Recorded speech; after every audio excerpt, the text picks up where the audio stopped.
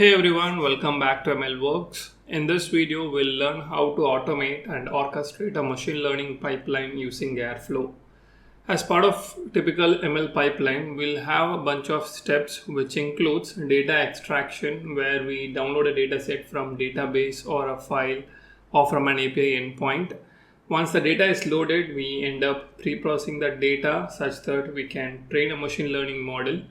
Once you have trained a machine learning model, next step is to evaluate that model. And once you evaluate that model, you will be setting up certain threshold, which will tell you whether your model satisfies that threshold or not.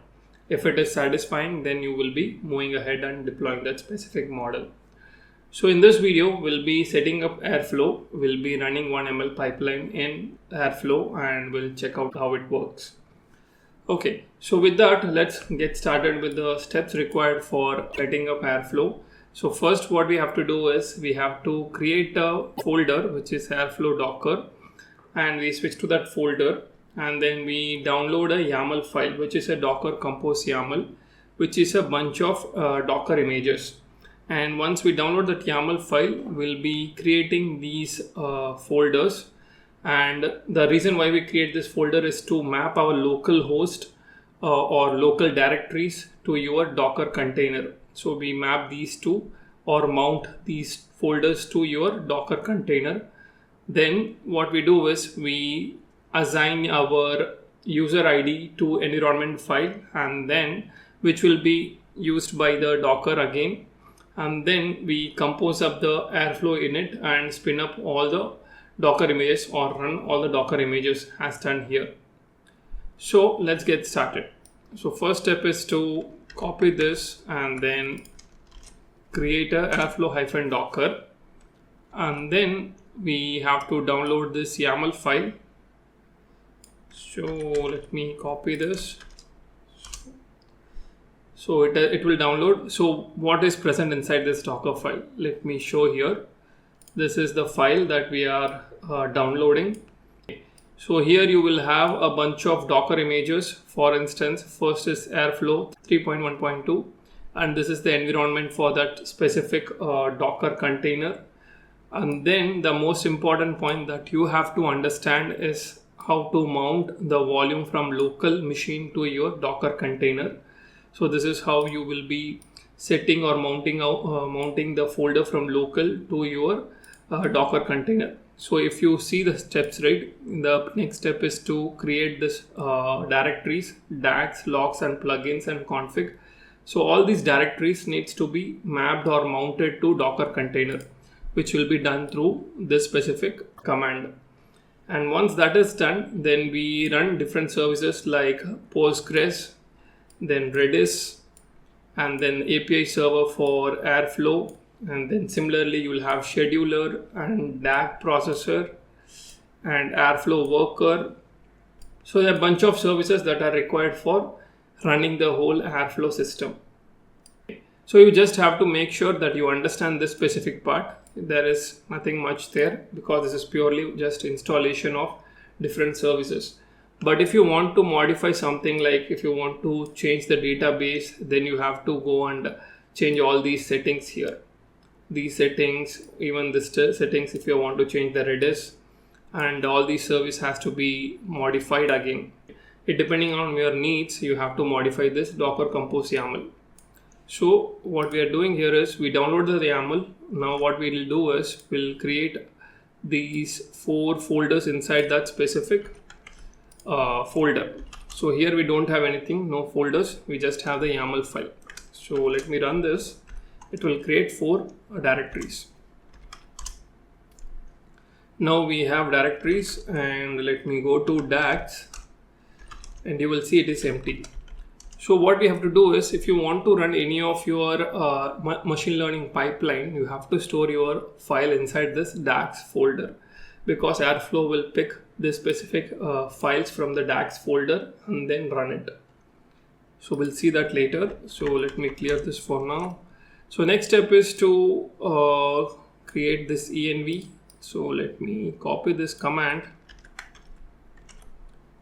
So let me go back here, copy this, and then Let me see if the env is present. So what is present inside this env is the username probably, or the user ID. So it is 1000. So 1000 is used because we want to give permission later when we are trying to run all these Docker compose up, right? At that time you want to give permissions. This is why we assign this user ID. Next we start with the Airflow init, which is our initial Docker compose up we have to do. So this will happen here, attaching to Airflow init1, and then we have to run all this Docker compose containers, all the containers. So this will take some time, so let's wait for that to run. Is there anything else? So one more thing, right? Since we are here, so let's understand how where the Airflow will run. So if you see here, right, this is 3.1.2 and this is the API server. So if you see here in the API server we have 8080:8080. So it is exposed to the host machine through this port. So once the Airflow is up and running, you can go hit localhost 8080 and you will be able to access Airflow environment. So here this is that command is done, Airflow init command is done. Now Docker compose up. So here what is happening is it is downloading all the Docker images and then it is trying to run that as a services. So that is container for Airflow Docker Redis. There is Postgres. So it is healthy, up and running. This is also healthy. Then this is Airflow init and it is waiting for that to up and running. So let's wait for this to complete and let's look at these commands, right? What has happened here. So for the user ID 1000, the permission is provided here. So such that next time when you are trying to access certain things inside the container, you will have access to the files. So if you see here, we have executed that Docker compose YAML file and it has triggered all these different Docker containers: Redis, Postgres, Airflow init, API server, DAG, processor, trigger, and scheduler, and worker. Now if you want to see all these Docker containers, you can do just docker ps and you will see all the Docker images that are up and running. So this is for Airflow, this is Airflow worker, scheduler, DAG, processor, triggerer, API server, Postgres, and Redis. Now what we have to do is, let me go here. So now we have this pipeline created where you have this machine learning model that is created where you download certain files, perform pre-processing, and then train a model, then evaluate a model. So first what we do is, as part of this pipeline, first we import all the packages for running a model, training a model, and evaluating the model, and then we import decorators from Airflow for task and DAG. And these decorators are used for creating your Airflow pipeline for machine learning. So first task is assigned for each of the functions related to extraction of data and then pre-processing of the data and then model training, and then we perform model evaluation. So each of them is turned into a task in Airflow. So when you try to define this function, you at the top, you pass this specific DAG and this will be turned into an Airflow task. So as part of this function, what we do is we create some dummy dictionary where we have feature and targets, and we turn that into data frame, pandas data frame, and then to JSON format. And as part of this task where we perform pre-processing, we just split that into our X and Y, which is features and target, and then split it into train and test as mentioned here, and then return it as a JSON at the end. And then as part of model training, what we do is we take logistic regression model, define it here, train the model, and just send out a message that model is trained successfully. And then what we do is we just create some dummy code where we just say that accuracy 85 and just return that accuracy. So we are not like actually evaluating anything here, we are just directly passing the accuracy. So if you want to add some another step, you can just do deployment. If the accuracy is greater than 85, then go ahead and deploy, otherwise skip it. Okay, So this is where we create all the tasks. Now what we do is here we create a DAG. So if you see this function where ML pipeline DAG, we create a decorator at DAG. We pass the DAG ID and start date, and schedule is none. We have to manually run this specific pipeline. Catch-up is equal to false and tag is equal to MLOps on tutorial. And as part of this function, what we do is first we extract the data, and whatever the extracted data is there, we send that as input to the next step, which is pre-process and split. And then whatever the split data we have, which is train and test, we pass that to train model for the training data, and then get the trained model and get the results. Then we, with the help of that model, we evaluate the model and get the accuracy result and send that as our response. So this is where we created our DAG, and now what we have to do is we initialize the DAG here as part of the script. Now I saved this one. Now what I'll do is I'll go here and I'll copy this specific file which is present here, Airflow ML pipeline and ML pipeline DAG. Okay, so what I'll do is I'll go to the folder where it is stored.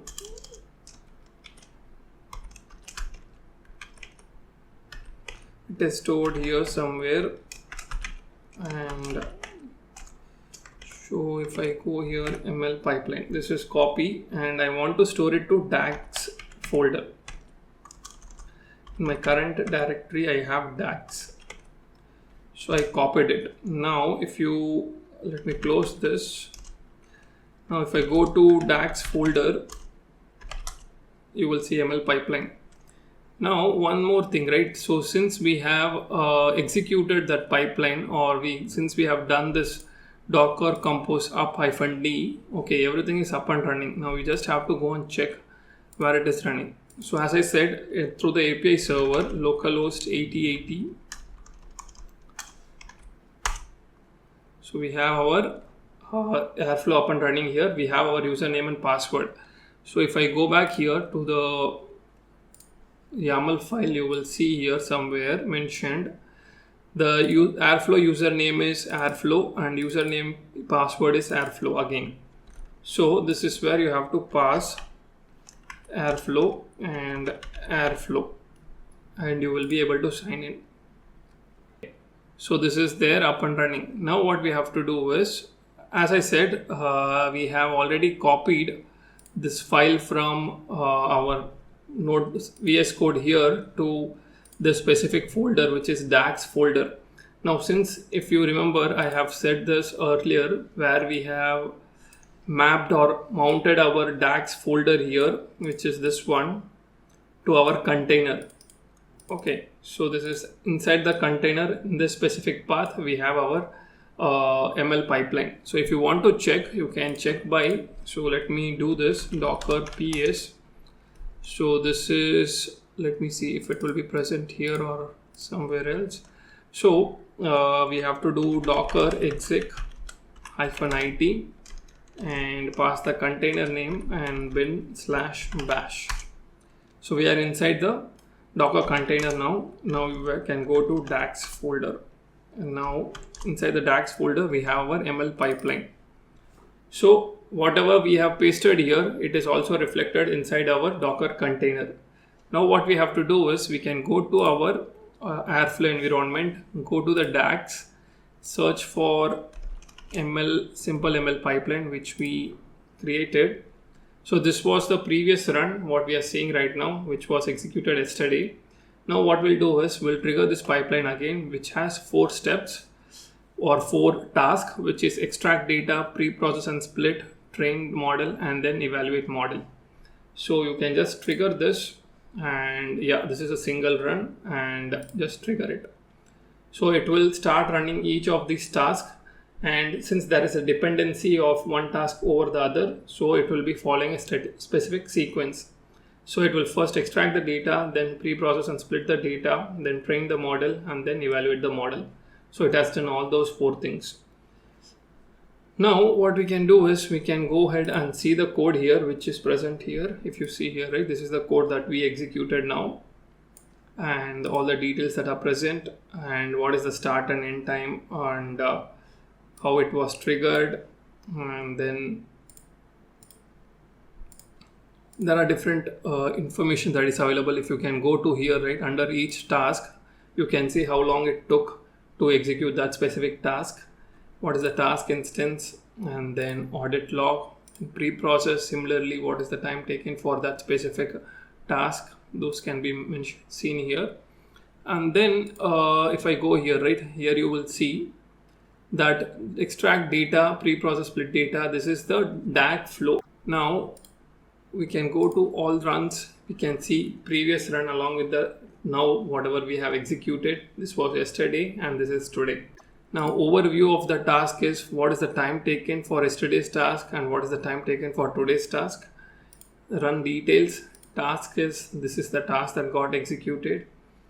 The calendar is this one. If you see, this is yesterday, this is today, this is November 11th. And then audit log, you can see the information here, all these details. What we have done is we have managed to set up Airflow and we were able to run a specific machine learning pipeline in Airflow. So with that, I'll be concluding this video. In the next video, we'll be going in depth with respect to Airflow, how we can map our Docker image where our machine learning model is present and how we can expose it using fast API and make sure that is running as part of your Airflow pipeline. So with that, thank you for watching.